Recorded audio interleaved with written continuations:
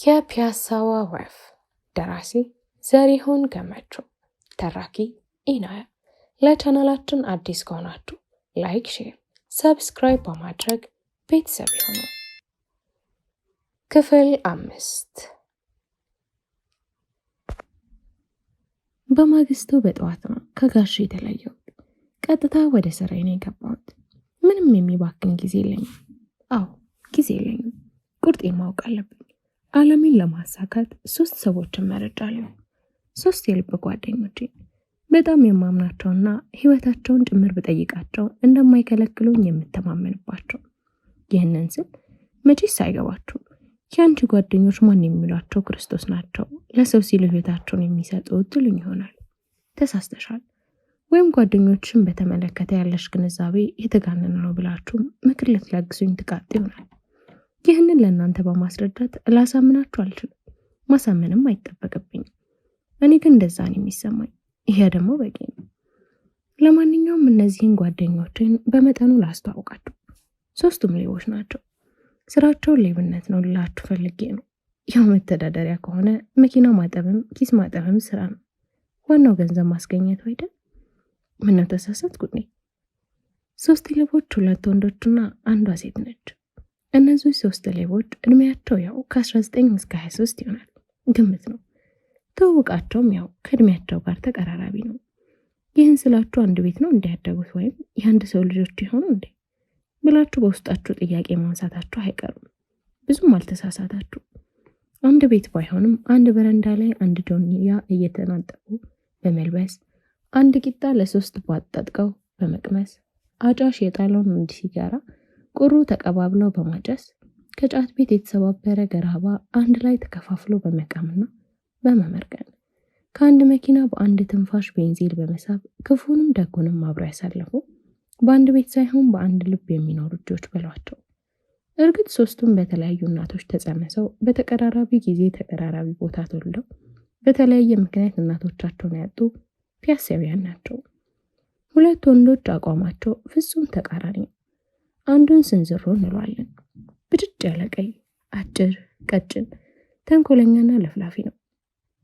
ሌላኛው ዋርካ ብለን የምንጠራው ግዙፍ ነው፣ ረጅም ነው፣ ዝግ፣ ቢኮረኩሩትም የማይሰቅ የአፉ ስፋት ስንዝሮን ጠቅልለው ቢያጎርሱት ሳያላምጥ ዋጥ ማድረግ የሚችል አይነት ተፈጥሮ ያለው ነው። ትዕግስተኛና እርጋታ የተላበሰ ነው።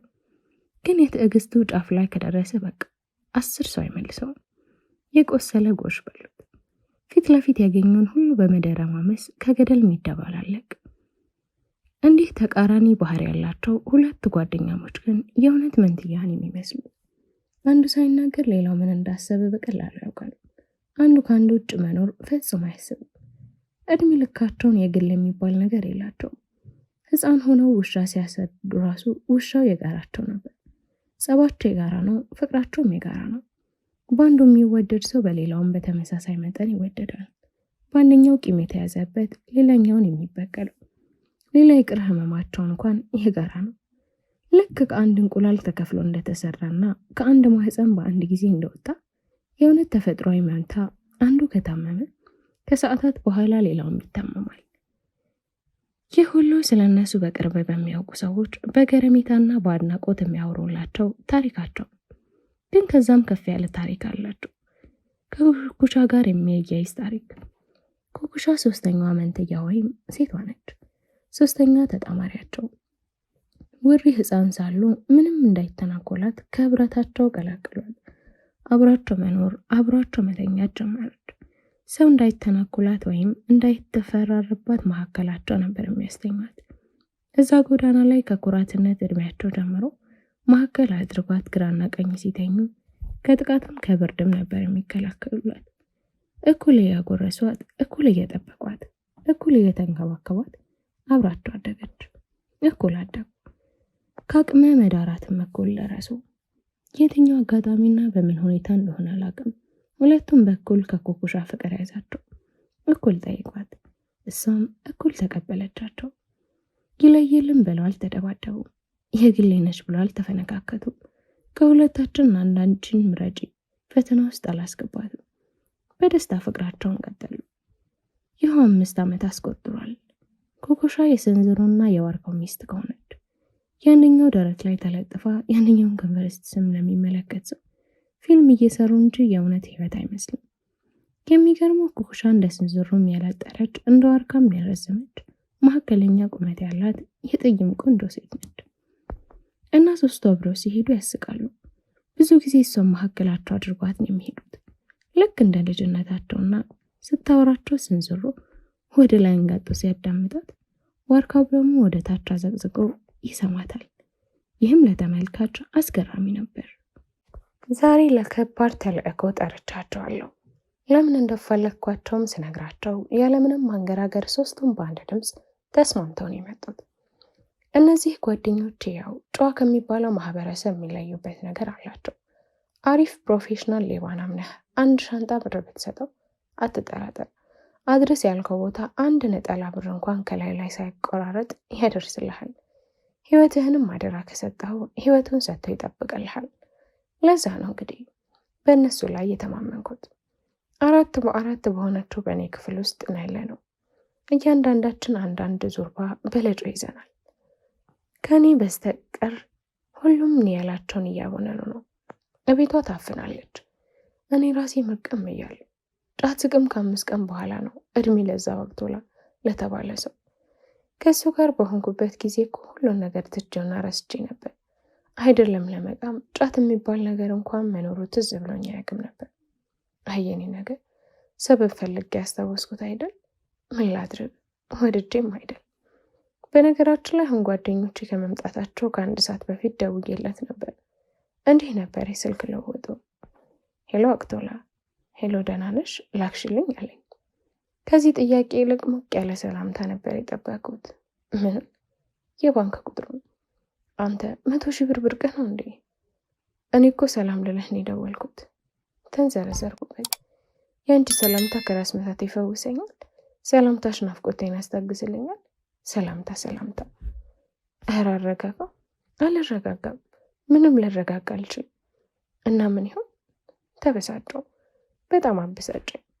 ምን ይሆን? ነያ መጣለሁ ብለሽ አልነበር? ነይ አብሬህ እኖራለሁ ብለሽኝ አልነበር? ነይና አብረን እንኖር፣ 1 ወር ጠብቀኝ ብያለሁ እኮ።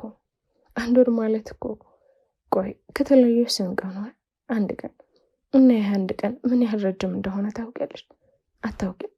30 ቀን ማለት ደግሞ እስካሁን ያሳለፍኩትን ጣርና መከራ 30 ጊዜ እጥፍ ማለት ነው። ታዲያ አስበሽዋል? ይህንንም አልችልም፣ ልጠብቅ አልችልም።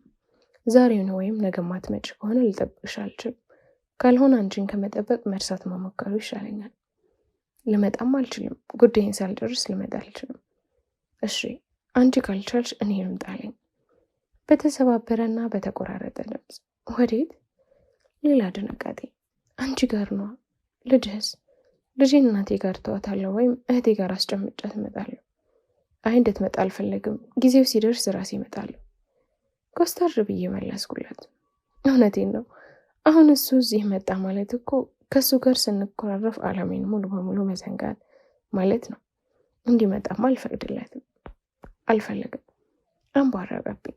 ልጠብቅሽ አልችልም። ጂጂ የምትባል ሴት አላውቅም፣ ፈጽሞ አይቻትም አላውቅም።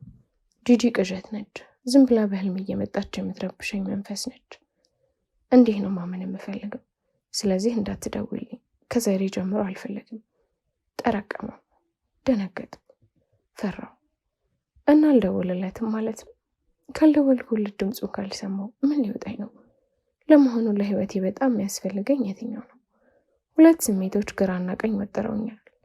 ለወቅቱ ላይ ያለኝ ስሜትና ለሮማን ያለኝ ስሜት። አንዱ የፍቅር፣ ሌላ ይበቃል። ከበቀልና ከፍቅር የትኛው ይጠቅማል ብዬ ራሴንም ሆነ እናንተን አልጠይቅም። እንደዛ ብዬ ብጠይቅም የዋህነት ነው የሚሆነው። ትክክለኛው ጥያቄ መሆን ያለበት ከፍቅርና ከበቀል የትኛው ይበልጥ ኃይል አለው የሚል መሆን አለበት። የትኛው ነው ይበልጥ አእምሮን የሚበላው? የትኛው ነው ልብን የሚፍቀው? የትኛው ነው ሲበልጥ የሚያቃትተው? ያው ሁለቱም ስሜት በውስጥ ይገኛሉ። የትኛው ነው ባለድሉ? ሁሉን ነገር አገናዝቤ ለመብረር ወሰንኩኝ። ልሄድ ወቅቶ ለማረኝ። ሁለተኛ ላበሳጭህም ልለው፣ ሁለተኛ ጥዬህ ከስራ አልሄድም ልለው፣ ወንድም ሆነ ልበለው። ልብሴን ሁሉ ሰበሰብኩኝ። ሻንጤንም አዘጋጀኝ። በራሴ ሚኒባስ ልበር። አዎ ሾፌር ጋር ልደውል ቁጥሮቹን መነካካት ጀመሩ። ከመጥራቱ በፊት የቆጠርኳቸው ጓደኞቼን ጫታቸውን ተሸክመው እየተንጋጉ ወደ ክፍሌ ሲገቡ ነው ስልኩን ያቋረጥኩት። ለካ ቀጠሯቸዋለሁ። እንደምንም ራሴን አረጋግቼ ሁሉን ነገር ትቼ አብሬያቸው ቁጭ ብዬ መቃም ጀመርኩኝ። አሁን ቢያንስ ከተቀመጥን 1 ሰዓት አልፎናል። መቃም ከጀመረ እነሱ እንደተቀመጡት የተቀመጥኩ እነሱ እንደሚቀሙት እየቃምኩ ቢሆን ሐሳቤ ግን እንደነገርኳቸው መሰብሰብ ተስኖኛል። የልብ መሸፈት ለካ እንዲህ ከባድ ነው። አሁን ስለ እቅዳችን መነጋገር ብንጀምር ምን ይመስልሻል? ስንዝሮ ነው ድንገት ጸጥታውን ያደፈረሰው። ምን አልከኝ? የምን እቅድ? ድንግርግር ይወጣ። አዎ እንዴት እንድናደርግ ነው የምትፈልጊው? እንድንገድላት ነው? እንግደላት አይደል አለኝ፣ ምንም ማውላወል ሳይታይበት። በነገራችን ላይ እኚህ ጓደኞቼ ስለ እኔና ሮማን ታሪክ ጫፍ ድረስ ያውቃሉ። እኔ በምጠላትም መጠን ይጠላታል። የእሷን አንገት መቀንጠስ ለእነሱ የድሮ አንገት የመቀንጠስ ያህል አያሳስባቸውም። የእሱ ንግግር ግን እኔን ወደ ቀልቤ መለሰኝ። ተንሳፎ አየሩን ሰንጥቆ በመብረር ዋብቶላ ጉያ ሊወሸቅ ሲያኮበኩብ የነበረው ልቤን መንጭቆ በመመለስ ከቀልቤ እንደሆነ አረገኝ። በመጠኑም ቢሆን ማለቴ ነው። ግን ቅድም ለሄድ የወሰንኩት ምን ነክቶኝ ነበር? የምን መልፈስፈስ ነው? እሱ ከተልፈሰፈሰ እኔም አብሮ መልፈስፈስ አለብኝ እንዴ? ለሰውስ እሱ እንዲህ የሚሆነው ምናልባት ፍቅር ይዞት ሊሆን ይችላል። አዎ ወንዶች መቼስ ወደ ፍቅር ባህር ውስጥ ለመዋኘት ዘሎ በመግባትምና ለሴኮንዶች ተንቦራጭቀው ለመውጣት የሚቀድማቸው የለም። እኔ ግን አላፈቀርኩት፣ እንዲሁ ደስ ስለሚለኝ እንጂ ፍቅር አልያዘኝ። ትንሽም ቢሆን ያው 3 ቀን አብሬ ስለዋልኩና ስላደርኩ ለምድ ይሆናል። ይህችን ታህል ልብ የምተዋለለው አዎ እርግጠኛ ነኝ።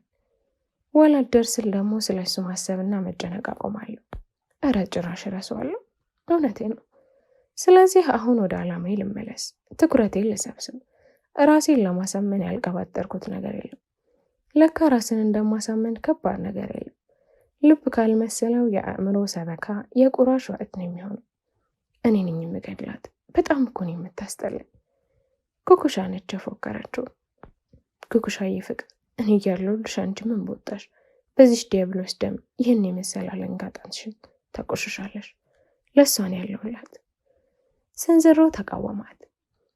ሁለታችሁም አትጨበሩ፣ እኔ ነኝ አንገቷን ፈጥርቄ እስትንፋሷን የማቋርጠው። ወርካው ተናገረ። በግማሽ ልቤ እያዳመጥኳቸው ነው። ይህ የዘውትር ጭቅጭቃቸው ነው። እንዲህ አይነት ለአደጋ መጋፈጥን የሚጠይቅ ስራ ሲኖረን እንዲህ ናቸው። እኔ ቀድማለሁ፣ እኔ ነኝ የምቀድመው፣ ለእኔ ተውልኝ፣ ለእኔ። አዎ ዝም ብላቸው ለ1 ሰዓት ይጨቃጨቃሉ። ከጭቅጭቅም አልፈው ሊደባደቡ ሁሉ ይችላሉ። ይህ ግን ለታሪክ ሽማ የሚያደርጉት አይደለም። እንዲህ ገደልኩት፣ እንዲህ ጣልኩት ብሎ በማውራት ጀግና ለመሰኘትና ለመጎረር አይደለም። እርግጥ ከላይ ከላይ ለሚያዳምጣቸው ሰው እንደዛን የሚመስለው፣ ግን ሁሉም ሌላኛውን ለመጠበቅ የሚያደርጉት ከቀናነትና ከአሳቢነት የመነጨ ሚስጥራዊ ደባ ነው። አደጋ ካለ ከእናንተ በፊት ልቅደም እያሉ ነው። ሞት ሲመጣ 3ቱም ምርጫቸው እድለኛ ሆኖ መትረፍ አይደለም። ከ3 አንዱ መሞት የግድ ከሆነ ቀድሞ ለመሞት ነው የሚቆራረጡት። ራስን ለመሞት አሳልፎ በመስጠት ለተቀሩት 2ቱ ህይወትን ለመስጠት። ምንም ቢመጣ እንደዛው ነው። በራስ ላይ መስክሮ ሌላው ነፃ ማውጣት። ግን ብዙውን ጊዜ 3ቱም ፖሊስ እጅ ሲገቡ 3ቱም እኔ ብቻዬን ያጠፋሁት እሱ ምንም አያወቁ ስለሚሉ ለፖሊስ ምርመራ በጣም ያስቸግራሉ። እኔም ለዚህ ነው የምወዳቸው። ለዚህም ነው በማንኛውም የሰው ልጅ ህይወት የማልቀናውን በእነሱ መቀናባቸው። በምንም ላይ ባልተመረኮዘ እውነተኛ ፍቅር። ቆይ አንዴ ስልክ ጮኸ፣ ማለቴ ሜሴጅ ገባልኝ። እየጠበቅኩ ያለሁት ነገር እንዳለ ሁሉ አፍፋ አድርጌ አንስቼ ከፈትኩት። በምርቃናው ላይ ድንጋጤ አንቀጠቀጠኝ። ለአባ ፍንጬ ጨፋል። ምክንያቱም የመጣው መልእክት ከጠበቁት ቦታ ነው፣ ከዋቅቶላ። ይቅርታ ቅድም አትደውይልኝ ያልኩሽ ስለናፈቅሽ ነው። አንዴ ካልደወልሽልኝም አብዳለሁ ይላል። አሁን ፈገግ አልኩ። እንደውም ስር ያሉትን ጓደኞች ይፎክሩኛል ብዬ ሼም ይዞኝ እንጂ ተንከትክቼ መሳቅ ነበር ያሰኝ። ልቤ ላይ ተቋጥሮ የነበረና በተንፈስ ሁሉ ከልክሎኝ የቆየ ቋጥኝ ነበር። ደማሚት እንደተለከሰበት እለት ፈንድቶ ሲበታተን ታወቀኝ። አትደውይልኝ ብትልም መደወሌን አላቆምም ነበር ብዬ መለስኩለት። ግን ከዚህ በላይ ብዙ ነገር ነበር ልል የፈለግኩት። ግን ምን እለዋለሁ? ያው ጥሩ ጓደኛዬ ስለሆንኩ። አይ እንደዛ አይደለም የምለው፣ ወንድሜ ስለምትመስለኝ ትናፍቀኛለህ። የትኛው ወንድሜ? እናቴ በህይወት ቆይታ ቢሆን ኖሮ ምናልባት ትወልድልኝ የነበረው። ያሰብኩትን ሁሉ ስሜቴን በሙላት የሚገልጽልኝ ስላልሆነ ጽፌ ላስተላልፍለት አልችልም። ስሜቴን በሙላት የሚገልጽልኝ ታዲያ ምን ብል ነው? ያንንማ እኔ ራሴ የታውቀው ነው። ብቻ አንድ የሚረብሽ ነገር ዝም ብሎ ይተናነቀኛል፣ በአእምሮዬ ይጉላላል፣ በስሜቴ ተዳፍኖ ያብሰለስለኛል። ወደ ጓደኞቼ ተመለስኩ። ጭቅጭቃችሁን አቁሙ፣ ጸጥ አሉ። እንድንገላት አይደለም የምፈልገው? ለመግደልም እኔ ዛሬ ሌሊቱን ጸጥ አድርጋታለሁ። እናንተ አታስፈልጉኝም ነበር። የምፈልገው እንድናሰቃየት ነው። እርግጥ መጨረሻ ላይ እንድትገደል እፈልጋለሁ። ያንን ጊዜው ሲደርስ ራሴ የማደርገው ይሆናል። አሁን ግን የእናንተን እገዛ የምፈልገው በቁም ነብሷ በውስጥ እያለ የቁም ሞት እንድንገዳት ነው።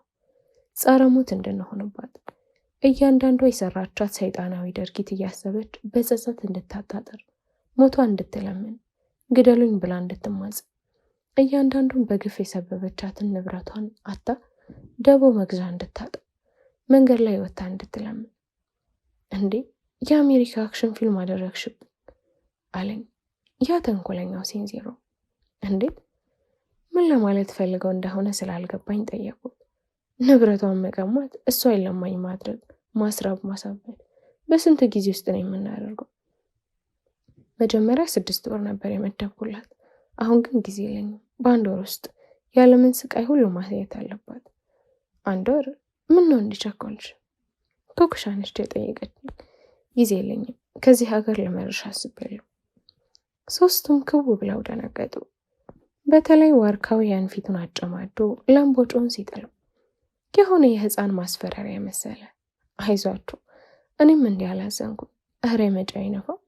አንቺ እኮ ፒያሳ ልጅ ነሽ፣ ፓሪስ ብትሄጂ እንኳን አትለምጪ። አታስቢ፣ ገና እርግጠኛ ሆኜ ያልወሰንኩም። ግን በቃ 1 ወር ካሳቃየች ሞቷን ካስመኘናት ይበቃታል። ከዛን ያጠናቅቃታል።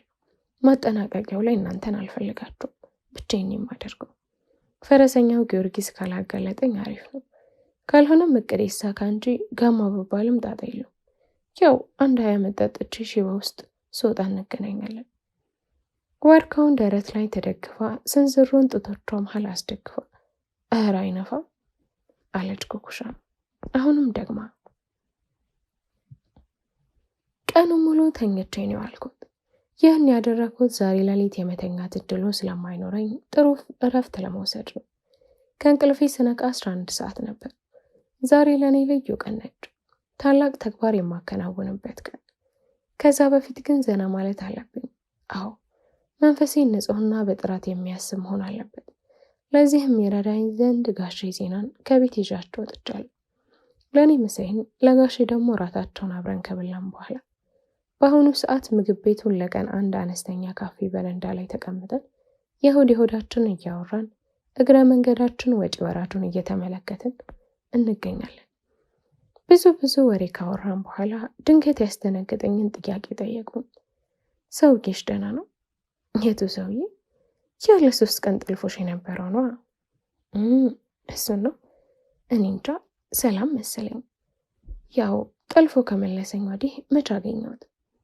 ጠልፎ ከመለሰኛልሽ አሉኝ በዛ የተለመደ ማሽሟጠጣቸው። አዎ ጠልፎ ከመለሰኝ። ምንም እንዳይሉኝ የፈራው በሚመስል የጠነከረ ንግግር ግግም ብዬ ምኑን መለሰሽ? አሁንም እኮ እሱ ጋር ነው ያለሽው። ምን ማለት ነው ጋሼ? አልገባኝም። አየኔ ልጅ፣ አንቺ ስለ አካል መጠለፍ ነው የምታወሪው። የአካል መጠለፍ ብዙም አያሳስብ፣ የልብ መጠለፍ ነው ከባዱ። አንድ ሰው የሆነ ቤት ውስጥ ከርችመሽበት 10 ኩቴ ይሆናል። ግን እውነታው እንደዛ አይደለም።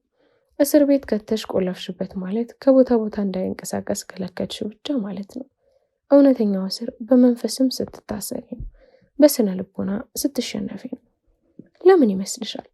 አንዳንድ ሰዎች በተለይ የነጻነት ታጋዮች 10 ወይም 20 ዓመት አንድ ጠባብ ክፍል ውስጥ ተካድመውባቸው ከኖሩ በኋላ ሲለቀቁ ስብርብር ብለው ተስፋ ቆርጠውና አንገት ደፍተው እናያቸዋለን ብለን ስንጠብቅ ጭራሽ በተቃራኒው አንገታቸውን ቀና አድርገው ደረታቸውን ነፍተው ይበልጥ ገዝፈውና አስፈሪ ሆነው የሚመጡት አካላቸው እንጂ መንፈሳቸው እንዲታሰር ለማንም ስለማይፈቅዱ ነው። እጃቸው እንጂ ልባቸውን ለእስር አሳልፈው ስለማይሰጡ ነው። ጋሼ ጨዋታ ያው እንደ ልማዱ ፖለቲካዊ ያደረከው እኮ አልኩት፣ ወደ አጀንዳው ለመልሰው ስለፈለኩ። አይ ምሳሌ ልስጥሽ ብዬ ነው። አንቺ አካልሽን ከተጠለፍሽበት አስለቅቀሽ መተሽ እናም በዛ እየተኩራራሽ ነው። ልብሽ ግን አሁንም እንደተጠለፈ ነው። ደግሞ ሳስበው እንዲህ በቀላሉ የምታስመስል አይመስለኝም። እንዲህ ጋሼ አሁንም አልገባኝም። ለመሆኑ ስሙ ማን ነው? ዋቅቶላ ይባላል። ወይኔ ማለት የትኛው ሰውዬ? ዘበራረኩ። የትኛው ሰውዬ ያልሽኝ? ነገርሽኝ እኮ ዋቅቶላ ነበር ብለሽኝ። አእምሮሽን የሞላው ስም እሱ ነው። ደውለሽለት ታውቂያለሽ? አዎ አንተን ከማግኘት በፊት ደውዬለት ነበር። ተው እባክህ፣ እሱ ነጭናጫ ነገር ነው። ነጭናጫልሽ? ፍቅር ሲይዝ እኮ እንደዛ ነው የሚያደርገው፣ ያነጫነጫል። ይህን አይነት ወሬ በዚህ ወቅት አልፈለኩም። ይህ ጨዋታ ወደ ትካዜ የሚጨምረኝ እንጂ ፈታ የሚያደርገኝ አይደለም። የሚያልፈሰፍሰኝ እንጂ ጥንካሬ የሚያላብሰኝ አይነት ጨዋታ አይደለም። እና ጨዋታውን ወደ ሌላ አቅጣጫ ለወጥኩት።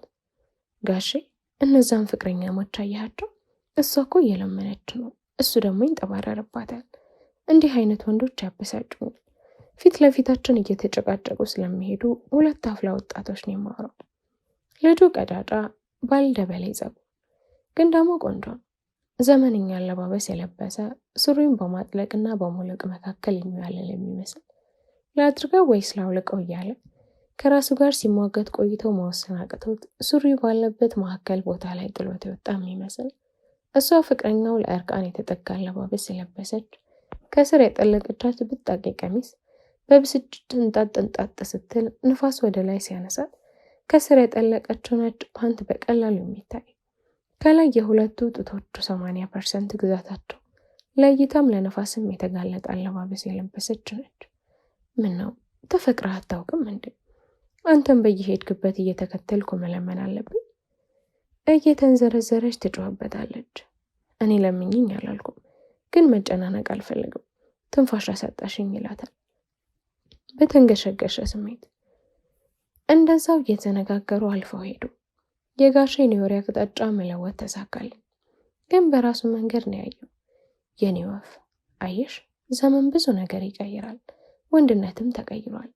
የኛ ጊዜ ወንድ የሚባለው ጮማ ስጋ፣ የሚጠጣው ደግሞ ንጹህ የማር ጠጅ ነበር። እንዲህ ስልሽ በውስጥሽ ጥያቄ መፈጠሩ አይቀርም። ምክንያቱም ጮማውም አለ፣ ጠጁም ቁም ነገር ብሎ የሚጠጣው ሰው ባይኖርም አሁንም ስለ ብለሽ ታስብ ይሆናል። አዎ ትክክል ነሽ፣ እኔም መኖሩን አውቃለሁ። ግን ከኛ ዘመን ጮማ ጋር ምንም አይገናኝም። የአሁኑ ማለት እናንተ ዘመን የውሸት ነው። በመድኃኒት የወፈረ አርቲፊሻል ጮማና ልብን የሚፈቅ የስኳር ስሪት ጠጅ ነው ያለው። በተጨማሪም የአሁኑ ወንድ ሱስ አድክሞታል። የሐሺሽ ሱስ፣ የጫት ሱስ፣ የገንዘብ ሱስ፣ የፌስቡክ ሱስ፣ የመኪና ሱስ፣ የቴክኖሎጂ ሱስ፣ በቃ ሱስ። ስለዚህ ለሴት የሚኖረው ፍላጎት ከነዚህ ሁሉ ፍላጎቶች የተረፈ ሽርፍራፊ ስሜት ነው። ያቺ ሽርፍራፊ ስሜትን ለመቀስቀስ ደግሞ እንዲህ እንደምታየት ብጣቂ ልብስ ለብሳ ማስታወስና መፈታተን ከሴቲቱ ይጠበቃል። ለዛም ከገባው ቴዲ አፍሮ በቅርቡ የለቀቀውን የሰብልዬን ክሊፕ አይተሻል? በዛብህ የሚማልለው የሰብለን ቁርጭምጭሚት እያየ ነው። ሙሉ ያልተበታተነ ልብ ያለው አፍቃሪ ወንድን የሴት ፍቅረኛውን የእግር ኮቴ በጨረፍታ ማየት እንኳን ወንድነቱን ይረብሸዋል፣ ውስጣዊ ስሜቱን ያቀንቅበታል። አየሽ ልዩነቱ? እንግዲህ ጋሼ እንዲህ ነው። አንድ ቁራሽ ነገር ካሳዩት ያንን እንዴት ተርጉሞ ከምን ጋር አገናኝቶት እንደሚተነትነው ሁሉ ያስገርመኛል። በነገራችን ላይ ከነሱ ጋር እድሜ ልኬን ከመኖር የተነሳ እሱን ማዳመጥም ሰልችቶኝ ስለማያውቅ የእሱን ባህሪ ወርሻለሁ። ነገር ማስፋፋትና ማወሳሰብ እየተካንኩበት ነው። ሃይ ስኩል እንኳን ሳረግጥ ከዩኒቨርሲቲ ምርቆች ጋር ደረቴን ነፋ አድርጌ በማንኛውም ርዕስ ላይ እኩል የማውራትና የመከራከር ችሎታ ከጋሽ ያገኘሁት ውርስ ነው። እሱም ይህን ይመሰክራል። አእምሮሽ እኮ በሁለት በኩል የተሳለ ምሳር ነው ይለኛል። በልጅነትሽ ተንከባክባ በቅጡ ስላሳደገችና በበቂ መጠን ስላስተማረች ይቺ ሀገር አትታሻለች እያለ ይቆጫል። 2 ሰዓት ሲሆን ለልጆቹ የሚበላ ነገር ተሸክመን ወደ ቤት ሄድን። ጋሼን አስገብቼ ምግቡ ለልጆቹ ሰጥቼና ተሰናብቻቸው ለወጣ ስል ከኔ ጋር አታድሪም ዛሬ ብሎኝ ጠየቀኝ። አይ ዛሬ ቤት ነው የማድረው፣ ስራውን ትተሽ አይደል ብሎ ጠየቀኝ። ጥርጣሬ ባደረበት ድምፅ የቱን ስራ? የትኛውን ስራ እንደጠየቀኝ በደንብ ቢገባኝም ደንግጬ ጠየቁኝ። ልክ ሰርቼው እንደማላውቅ እረ ረስቼው ሳይሆን ሲሰሩ ማይቼ እንደማላውቅ ነገር ተንገሽግሼ አይ ዝም ብዬ ነው በቃ ደህና አይደለም የኔ ወፍ አምላክ ይከተልሽ ብሎ መረቀኝና ተሰናብተን እኔም ግንባሩን ስሜ ባለው ነገር እየተነጫነጭኩ ወደ ቤት ሄድኩ። አንዴ ከወቅቶላ ጋር ከተመለስኩ ወዲህ ያን ስራ ብዬ መንገድ ላይ ወጥቼ አላውቅም። ከዛሬ በኋላ ይቅርብኝ ብዬ ወስኜ አይደለም፣ እረ ጭራሽ አላሰብኩትም ነበር። ግን ልክ እንደ ሌብነቱ ያንንም ስራ ተውኩ ማለት ነው። ወይኔ ወቅቶላ ይህ ሰውዬ ምን አስነካኝ? አፍቅሬው ይሆን እንዴ? ስለ ፍቅር የምታውቁ እስቲ ስሜቱ እንዴት ነው? አሁን እኔ ስታዩኝ ፍቅር ይዞኛል ማለት ይቻላል? ይህን ጉዳይ አሁን ለማሰብ ጊዜው አይደለም። ቀጥታ ወደ ቤት ነው የሄድኩት ለመዘጋጀት። ወዲያው ነበር 3ቱን ጓደኞቼን የጠሯቸው። ዝግጅታችንም ሙሉ በሙሉ አጠናቀን ከቤት የወጣ ነው። ከሌሊቱ 8 ሰዓት ነው። ከሌሊቱ 8 ተኩል ሲሆን 4ታችንም ሮማን መኖሪያ ቤት አቅርባ እንገኛለን። ሁላችንም ጥቁር ለብሰናል። እጆቻችን በጓንት ተሸፍኗል። ጥቁር ጭንብል ጭንቅላታችንን ሙሉ ፊታችንን ሸፍናል። ይህ መኖሪያ ቤት 1.7 ሚሊዮን ብር ነው የተገዛው። ከዚህ ውስጥ እርግጠኛ ሆኜ የምነግራችሁ 80% የኔ ንብረት ነው። የኔ ያልኩ እንዴ? ይቅርታ ተሳስቼ ነው። የኔ ካልኩት ውስጥ ቢያንስ 90% የኔ አይደለም፣ የሷም አይደለም። ያው የሰፊው አዲስ አበባ ህዝብ ነው። በእኔ አማካኝነት ከሰፊው ህዝብ የተሰበሰበ የተዘረፈ ማለትም ትችላላችሁ ብር ነው። የተቀረው ደግሞ ስጋዬን ሽጬ የሰበሰብኩት ነው። ግን ስጋ መሸጥ ምን ማለት ነው? አዎ አሁን ገብቶኛል። ይህ ማለት ስራ ነው አይደል? አንድ ስራ ከሌላ ስራ ጋር የሚያደርጉት ግንኙነት ማለት ነው። ወየኔ ነገር! አሁን እኮ ለከባድ ተልእኮ ጓደኞቼን ይዤ አደገኛ ቦታ ላይ ነው ያለሁት። ታዲያ ስለዚህ አይነት ጉዳይ ምን አሳሰበኝ? ለማንኛውም ግቢ ውስጥ ገብተናል። ግቢ ውስጥ ለመግባት ያን ያህል ከባድ አልነበረም። ዘበኛ የለውም፣ ውሻ አልታሰረበትም። አጥሩም ያን ያህል አስቸጋሪ የሚባል አይደለም። በዛ ላይ እዚህ ግቢ ውስጥ ከ1 ዓመት በላይ ኖሬበታለሁ። መግቢያና መውጫውን በደንብ አውቃለሁ። ለዚህ ለዛሬው ተልእኮ ከሳምንት በላይ ተዘጋጅተንበታል። መጀመሪያ ስለ ዝግጅታችን ከመናገሬ በፊት ስለ ቤቱ ልንገራችሁ። ባለ 4 ክፍል መለስተኛ ቪላ ዋና ቤትና ከጀርባ 3 ክፍል ያላቸው ሰርቪስ ቤቶች አሉበት። 3ቱን ክፍል ሰርቪስ ቤት አንድ ላይ በማቀላቀል የሚኖሩበት ሮማን ነች። የኔዋ ደመኛ ሮማን። አብሯት አንድ ምስኪን ሰራተኛና አንድ ጥቁር ድመት ይኖራሉ። ትልቁ ቤትም በወር 9,000 ብር አከራይተው ነበር። ተከራዮቹ ከ4 ቀን በፊት ነው የለቀቁት። የቤቱን ኪራይ በ6 ወር አንዴ ነበር የሚከፍሉ። ከ4 ቀን በፊት ሲለቁ ተከፍሎ ያልተኖረበት የ3 ወር ኪራይ ነበራቸው። ድንገት ልንለቅ ነው ሲሏት ለምን እንኳን አላለቻቸው። ሂሳብ መልሽልኝ አትበሉኝ እንጂ መብታችሁን ነበር ያለቻቸው። ምርጫ አልነበራቸውም። ብሩን ጥለው ለቀቁ። እኚህ ተከራዮች ለማስለቀቅ እኛ የሰራነውን ስራ ከፍተን ነበር። ስንዝሩና ዝግባው የቤቱ አባወራ መግቢያ መውጫት ተከታተሉ። ድክመቱን ለማግኘት ሚስጥሩን ለማግኘት ብዙም ሳይለፉ እጃቸው ላይ ወደቀ። ከ2 ልጆቹና ደብቆ ሹልክ እያለ የሚሄድባት ሌላ ውሽማ አለችው። እንደ ሚስት ተከራይቶ ያስቀመጣት ውሽማ። ይህን እንቅስቃሴ ለ2 ቀን እየተከታተሉ በቪዲዮ የተደገፈ መረጃ ሰበሰቡበት። ከዛማ አለፍ ብለው ሰውየው በሌለበት ውሽማውን ቀርበው ያነጋግሯታል። እዛም ተጠቃሚ ያገኛሉ። ውሽሚት ውሽማ መሆኗን አታውቅም ነበር። እጮኛ እንደሆነች እሷን በቅርብ እንደሚያገባት ከእናቱና ከእህቱ ጋር እንደሚኖር እህቱ 2 ልጆች እንዳሏትና ከባሏ ተፋታ ወደ ቤት ተመልሳ አብሯቸው እንደምትኖር ነበር የነገራት። እንግዲህ እህቴን እቻላት የገዛ ሚስቱን ነበር። እንደዛ ነው የሳመናት። ይህን መረጃ ሰብስበው ከሰጡኝ በኋላ ደወልኩልኝ። አቤት ማልበል? አልታውቀኝም። እሺ ምን ፈለግሽ? መጀመሪያ የፈለግኩትን ከመናገሬ በፊት ስላንተ የማውቀውን ልንገር። ከእናትህና ከሚስትህ ጋር በኪራይ ቤት ውስጥ ትኖራለህ። 2 ልጆች አሉህ፣ ግን የምትተዳደረው በንግድ ነው። መርካቶ አካባቢ ነው የምትሰራው። አብነት አካባቢ ውሽማ አለ። ስሟ ማህሌት ስዩም ይባላል። እንደምታገባትና የምትኖረውም ከእናትና ከእህትህ ጋር እንደሆነ በመናገር ዋሽተሃታል። ይህን የማይረባ የውሸት ወሬ ከየት ነው ያመጣሽው? ለረጅም ጊዜ ስከታተለህ ነበር። ኢሜል አድራሻህን ሁሉ አውቃለሁ። አሁን የምነግርህን መረጃዎች ሁሉ የአብነቷን ውሽማ ስላንተ የነገረችኝ ሁሉ የተቀዳበትና የተቀረጸውን አንድ ላይ አድርጌ ልኬልሃለሁ። ይኸው። ከኔ ምንድን ነው የምትፈልጊው? 10,000 ብር? 20,000 ብር? አይ ይህችን ያህል ብርማ። ሴትዮ፣ እንደዛ ከሆነ ጊዜ የተሳሳተ ሰው ላይ ነው ያባከንሽው። የመርካቶ ነጋዴ ነው ሲሉሽ ከመርካቶ ሀብታሞች ውስጥ አንዱ መስየሽ ከሆነ ተሳስተሻል። ገና በ2 እግሬ መቆም ያልቻልኩ ላፍቶ አዳሪ ነኝ። እና ሚስጥሩን ለውሽማህም ለሚስትህም ላከፋፍላቸው? አይ እንደዛማ አታደርጊም። ብቻ አቅሜን እየነገርኩሽ ነው። እኔ የምፈልገው አሁን ከምኖርበት ከሮማን ቤት በ4 ቀን ውስጥ ለቀህ እንድትወጣ ነው። በቃ። አዎ በቃ። ግን እኮ ገና ያልኖርኩባት ቅድመ የተከፈለ የ3 ወር የቤት ኪራይ አለኝ። የእሷ ደግሞ በፍቃዴ ከመጣ አትመለስልኝም። እንደዚህ አይነት አዛነት ያላት ሰው አይደለችም። እኔ ካንተ ምንም ጉዳይ የለም። ጉዳይ ከሌላ ሰው ጋር ነው። እንድትጎዳ አልፈልግም። ዛሬውኑ ቤት ፊት ለፊት የሚገኘው ደበበ ኪዮክስ በፖስታ 20,000 ብር አስቀምጬልሃለሁ። ይህ ለምታወጣው የ3 ወር ኪራይ ማካካሻ ነው። በወር 9,000 ብር እንደተከራየው በምን አወቅሽ? ስላንተ ብዙ ነገር አውቃለሁ አልኩህ እኮ። እንግዲህ 3 ቀን ሰጥቻለሁ። አሁኑኑ የኪራይ ቤት መፈለግ ጀምር። ለቤተሰቦችም ሆኑ ለእሷ የምትነግረው አሳማኝ ምክንያት ይኖራል። ደግሞ ምንም ይሁን ምን ስለዚህ ስምምነታችን አንድ ነገር ለማን ለሚስትህም ቢሆን ትንፍሽ ብትል በልጆች ህይወት መፍረድህን እመን አልኩና ስልኩን ዘጋሁት። ስቅጥጥ ነበር አለ። አንድን ወላጅ በልጆች ህይወት ከማስፈራራት በላይ ጭካኔ የለም። ግን አስተማማኝ የሚሆነው ደግሞ እንዲህ ሲሆን ነው። ምርጫ አልነበረኝም በዚህ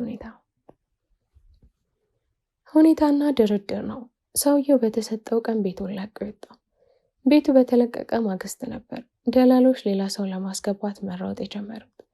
ግን ለዝገባውና ለስንዝሮ የተሰጣቸው ተልእኮ ስለነበር ሁሉም ድርድር አልተሳካም።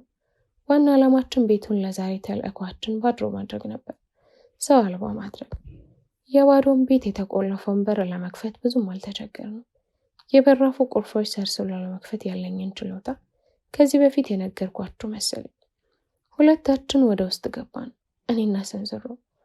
ኩኩሻና ዝግባው ፈንጠር ብለው ድምፅ አልባ መሳሪያቸውን በተጠንቀቅ ወድረው ጨለማ ውስጥ በማድፈጥ ውጭ ቀርተዋል። እቅዳችን ቤት ውስጥ ሳንገባ ከውጭ ማድረግ እንችላለን፣ ግን አስተማማኝ ለማድረግ ወደ ውስጥ መግባት አለብን።